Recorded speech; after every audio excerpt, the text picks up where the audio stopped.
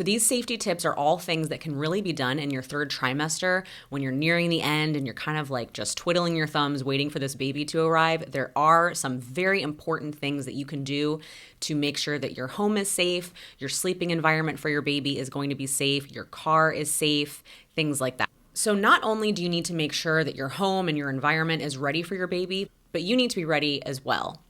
So one thing that new parents can do is there's actually an online CPR course that you can take at home. You and your partner can do it together. It really only takes a couple of hours, and it's really something that you'll be glad that you did if you ever found yourself in those situations. This portion of the video is sponsored by Cardio Partners. So AED.com has a course called the Adult, Child, and Baby CPR, AED, and First Aid course.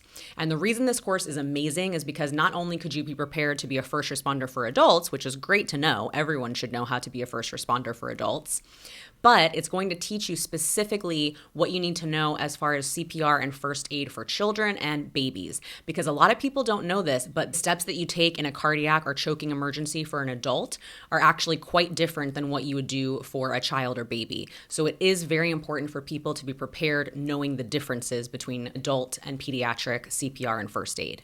If this wasn't something that was on your preparation list for having a baby, I highly recommend that you check out the CPR course. In addition to the CPR course, they offer something called a choking rescue kit, and this is called the LifeVac. What it is a rescue tool.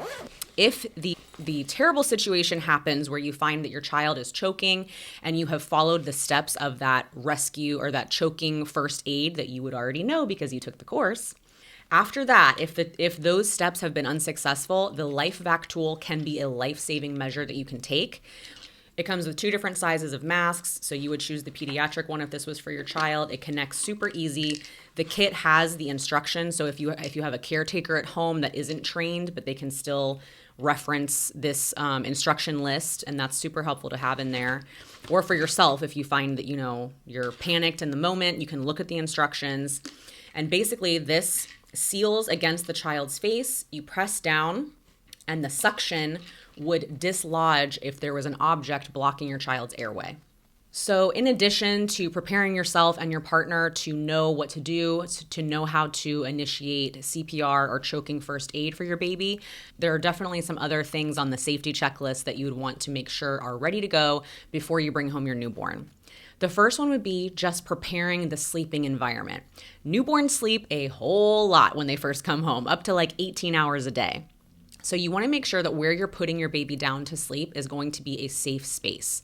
So the way that you can do that is in the nursery or in wherever you're having your baby sleep, in the crib, whichever part of the house you're having your baby sleep in, you want to make sure that the crib itself is safe. So that would mean that all you have on your crib mattress is a fitted sheet that, is designed for cribs. No other fluffy blankets, no pillows, no padded bumpers, which are still pretty popular, but they are not recommended to be in the crib because they do pose a suffocation hazard.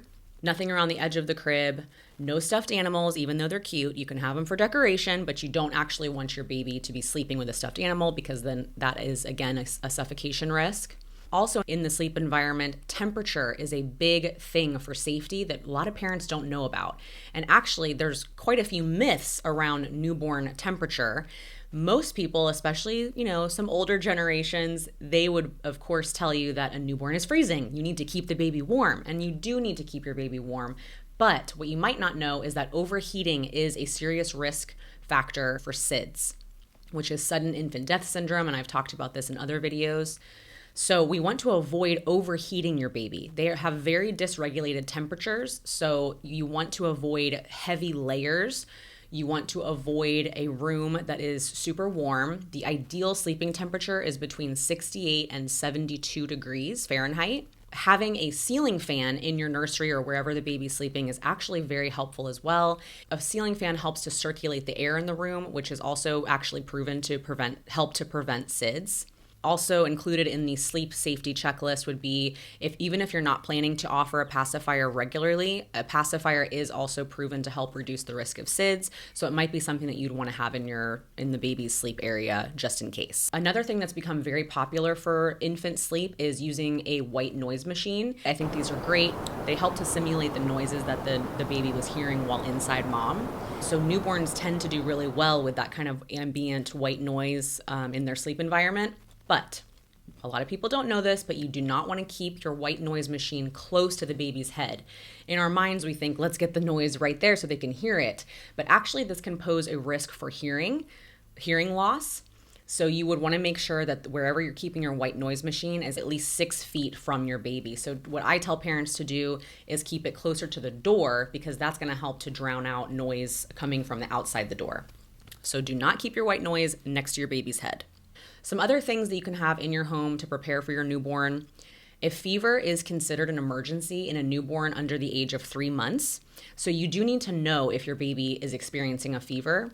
So if the baby feels warm to the touch or they're having other symptoms and you want to see what's going on, you must make sure that you have a reliable thermometer in your home. Another item that will actually probably come home with you from the hospital, if it doesn't, this is something you would want to make sure that you pick up. It's called a bulb syringe, and you might be familiar with this. It's kind of like the quintessential item that you think of when you see a newborn baby in the hospital, because the nurses always make sure that a bulb syringe is in the crib with the newborn in the hospital.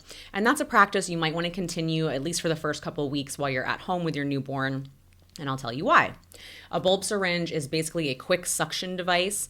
It's very helpful for clearing spit up. If you do find some babies will struggle with spit up and even extra fluid that's kind of been left inside after birth, usually that clears up in the first couple of days. But if your newborn is still struggling with that and you can hear them kind of gagging or choking on it, it can be scary for parents. So you want to have that bulb syringe nearby and you quickly suction out the fluid and then squirt it to the side.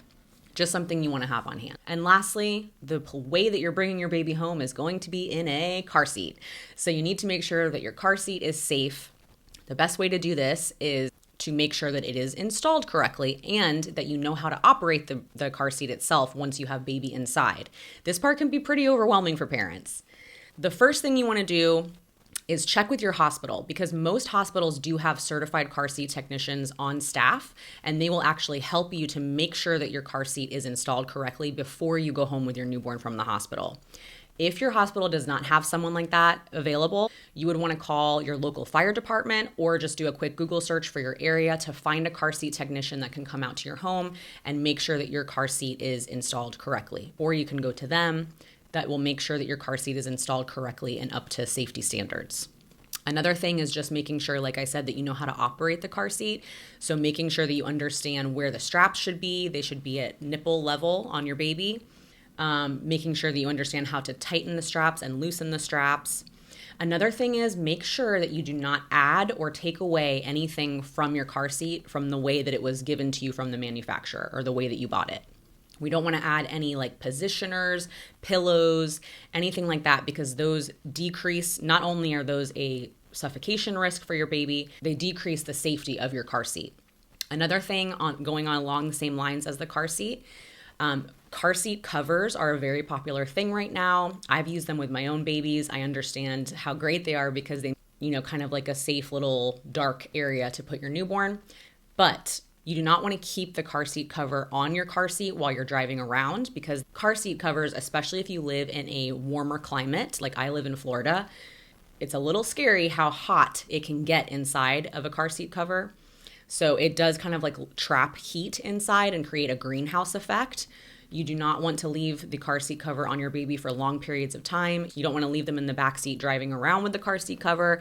And even when you transfer your car seat to your stroller and you have the cover on, you want to be taking it off periodically, or make sure that you have a fan or some sort of way to make sure that the baby is not being trapped in with extra heat, because like we talked about, overheating is a major SIDS risk. So that completes our newborn safety checklist. These are great things that you can do when you are nearing the end of your pregnancy and trying to get ready for baby. These are some great safety tips to make sure that your home is prepared for your baby, and also you and your partner can feel more prepared in the event of an emergency. Thank you again to Cardio Partners for sponsoring this video. And if you haven't already, please check out AED.com and also check out the LifeVac Rescue Kit. I hope this video was helpful, and if you have any questions for me, please leave them in the comments.